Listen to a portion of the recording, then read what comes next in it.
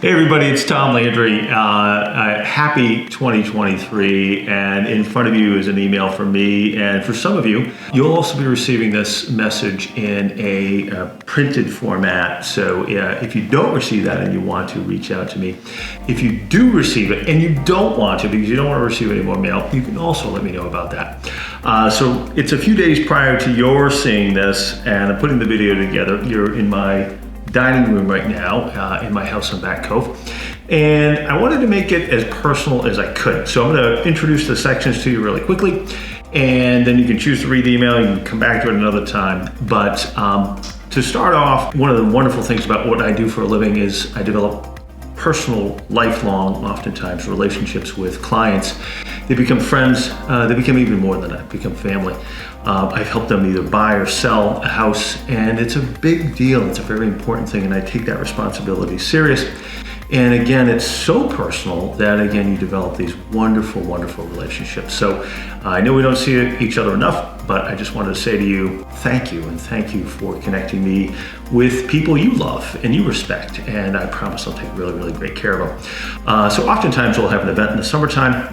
That could be the Kids Duathlon that Amy puts on, and we usually have a holiday party as well. So oftentimes we can't see each other. Our lives are busy. But I hope to connect with you, and I hope this message comes through to you, that I'm really, really, truly appreciative of everything you do for me.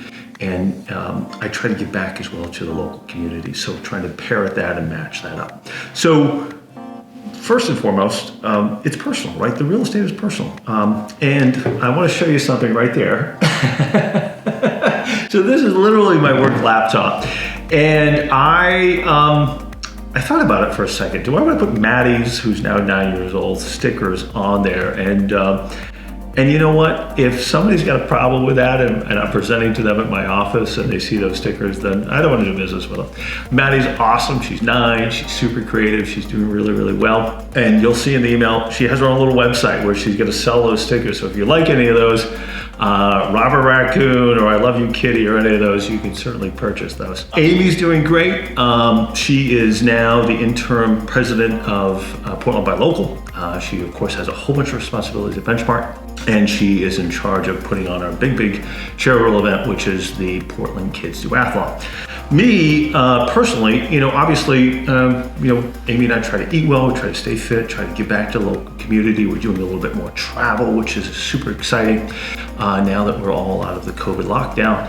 But also, I've launched something that has been sort of simmering in the background with me, and we're taking it much more serious. It's called Home with Tom Landry. And if you don't follow me on social, I encourage you to do that. I'm trying to give people all the information that I have access to, and then I've become sort of this siloed person knowing a whole bunch of things about real estate. I don't know a whole bunch of things about everything, but I know a lot about real estate, and I'm trying to share that with folks.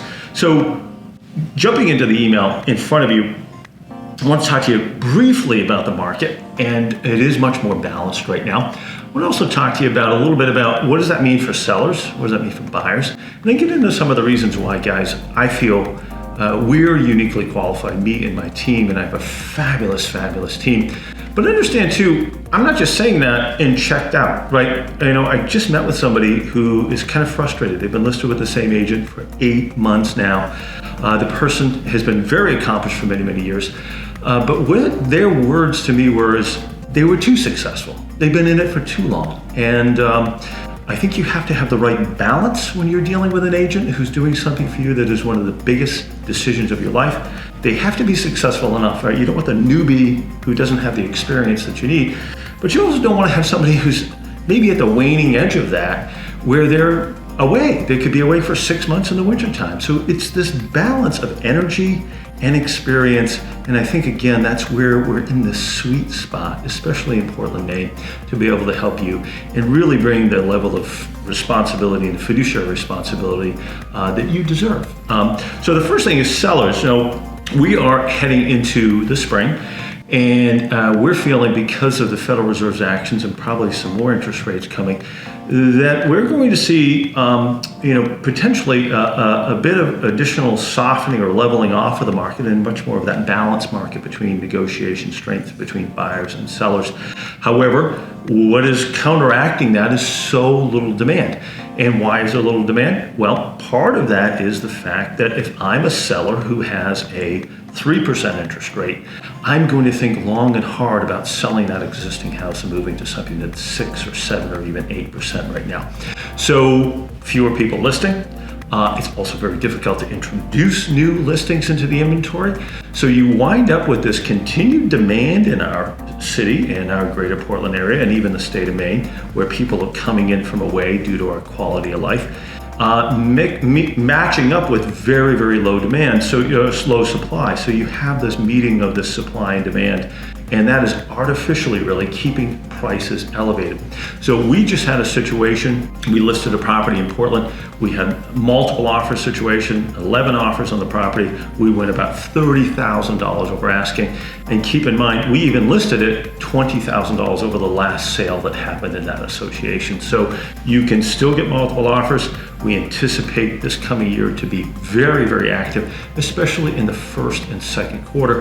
However, I'm a little concerned about recession. I'm a little concerned about that in the fall and the winter. So message to you sellers, list at the right price and make sure that you don't overlist, because that's always a concern, and make sure that you list relatively early in the calendar year. Buyers, so for you, your time sort of has come, right? But not always.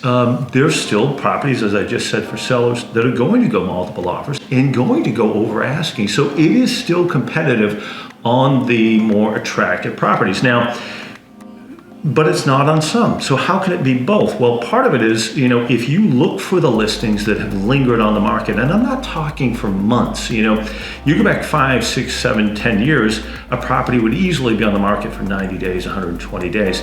Well, over the last 3 or 4 years, we've only seen properties on the market for days. Now, if you're a savvy buyer, if something hasn't gone under contract in that period of time, what we recommend is making the offer, being aggressive on that. That pendulum of negotiation strength is typically switched over to you at that time, even within 3 weeks to a month. And you should be able to bargain with that seller. If the seller's not willing to bargain, well, they're very quickly going to get to that point, typically, because then they are going to linger on that market. So look for the properties that have lingered on the market. The other thing to do is make sure that you work with an agent who's patient. Again, this gets into that experience, and it gets into that person who is not so financially tied to every single deal that you close with them. You want to make sure somebody is putting your goals and your needs ahead of their own and their own financial interest. We had a client, another example for you, that we showed nearly 50 houses to. We made offers on probably a dozen properties until they found the right property and drove the bargain that they wanted to drive. Now, it's not about me. It's not about me getting paid. It's not about my team making a quick sale. It was making sure that they found the right house for the right amount of money. So again, choose wisely. Choose an agent that matches up with your expectations. That may be somebody, if you love a house, that says to you, hey, I've done the analysis and it's priced right, and here's what you need to do, because some things are still priced below market and are going over asking. Others, looking back at that, maybe they're priced too high. Here's some strategies around that. Maybe you put it under contract, maybe you renegotiate. So my predictions on this year, it's going to be an active spring. You're going to have a lot of competition from buyers. That doesn't mean you check out during the spring, because if the house you love comes on and you're checked out, well, that house may not be there. It may still go into contract in that spring time frame. However, if you can wait, summer, fall, early winter of this coming year, I think we're going to see a continued softening in the market and some bargains to be had. The other parts of the email really get into some stuff with multifamilies. We continue to see very strong values in the 2 to 4 unit segment. Bigger buildings, bigger complexes, 5, 10, 20 unit buildings, especially those that have had rents below market for years, have got caught by the rent control. So a buyer is not going to pay you a premium for that property, or even what they would have paid you 2 or 3 years ago prior to rent control, if they can't change the rent. So that is going to continue to be a factor. We also have some larger buildings coming on in the next year, which could continue to soften the existing inventory. So Good news for multifamily buyers. You should be able to drive a bargain on those bigger buildings. If you're interested in that condo alternative, you can also find something that's a multifamily. We have a lot of multifamily inventory here in Portland. The other message for multifamily sellers is, for years, the idea of getting a real true real estate expert to help you has been something that, hey, maybe that's for the single family home or the high-end condo. If you own a multifamily, you almost say, hey, I'm going to just list with anybody because it's a multifamily and I don't need the level of marketing that I would get maybe on those other types of properties. Those days are gone. The agent that only specializes in multis, or the commercial agent who maybe keeps the listing in-house or doesn't bring the level of sophistication and marketing reach, is not somebody you have to settle for. Just because you own a multi doesn't mean you have to settle. The final thing about multifamilies is, obviously with so little inventory, it's a great time to consider a conversion to condominiums. And you'll see the example that I put in here. Larry Gross and Barbara, his wife, they had a 4-unit on the East End. We converted it to condos, a very quick process. We have the ability to do that in-house with some 8 real estate attorneys on our team. And we averaged on those 2 sales $1,000 a square foot for existing apartments. So huge sale for them.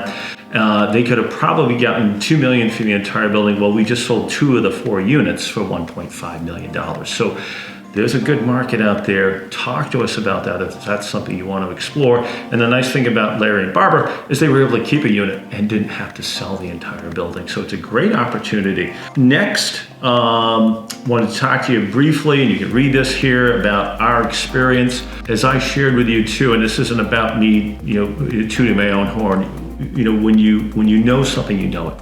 And I have been around people, and we're considering building a property, and I interviewed somebody, another development. I interviewed somebody, and this is a person who has specialized in this type of thing for years. And when you're in front of somebody who really, really knows in a rich and comprehensive way, and they've been involved with something for 30 years, you just know that. And whether that's somebody who's an attorney, whether that's somebody who's an engineer, somebody who knows how to restore a house, whatever that is, we've all experienced that type of thing. And I hope that I can instill in you, and therefore, whether you're selling your own home or you're recommending me to somebody else, that we know real estate. And it's not just razzle-dazzle sales. That's not it. I know properties, I know development, I know a host of these things, from historic houses to what it's like to be a landlord. So we go very deep in that, and I think it's something, again, that allows us to be uniquely qualified to help you.